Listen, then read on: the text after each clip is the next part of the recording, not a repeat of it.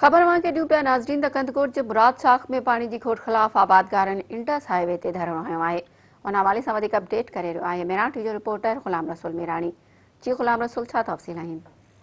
जी, कंदरकोट में पानी की खोड़ खिलाफ़ जेके आबादगार आहिनि उहे मुसलसल सरापा एहतजाज आहिनि।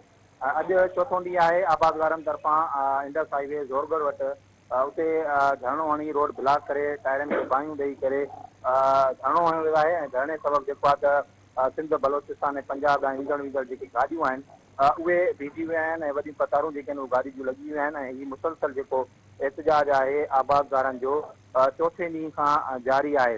ऐं धरणे सबबु जेके मुसाफ़िर गाॾियूं बीठी विया आहिनि उते निकिरण उस में जेको आहे मुसाफ़िरनि खे परेशानी जो जेको आहे मुंहुं ॾिसणो पइजी रहियो आहे। आबादगार जेके आहिनि सख़्तु नारेबाज़ी जेका आहिनि उहे करे रहिया आहिनि त पाणी न आहे छो भला करबला करबला जा जेके नारा आहिनि उहे हया पिया वञनि। ऐं उन्हनि जो इहो चवणु आहे त असां मुसलसल एहतजाज करे रहिया आहियूं त असांजे मुराद शाह जेकी शाख आहे उहा उन में हिन वक़्तु ताईं बि जेको आहे उहो पाणी न आहे हिकु जॻह, जंहिंजे करे जेको आहे त असां जो सारियल जेको ॿिज आहे उहो सुकियो पियो वञे। ऐं जंहिंजे करे जेको आहे असां हिन वक़्तु ताईं जेको आहे फसल न करे सघिया आहियूं, जंहिंजे करे असांजी हज़ारे एकड़ ते जेकी ज़मीन आहे उहा बंजर थी वेंदी। हुननि जो इहो ई मुतालबो आहे सूबाई वज़ीर आपाची खां ऐं ॿियनि वक़्त वारनि खां त फौरी तौर ते मुराद शाख में पाणी ॾिनो वञे त जीअं असां पंहिंजो फसल जेको आहे उहो तयारु करे सघूं।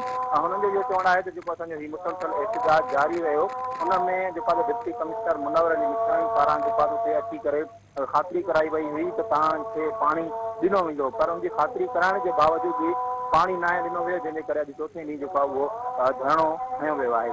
जी ठीक है ग़ुलाम रसूल, तफ़सील ॿुधाइण लाइ तव्हांजी महिरबानी।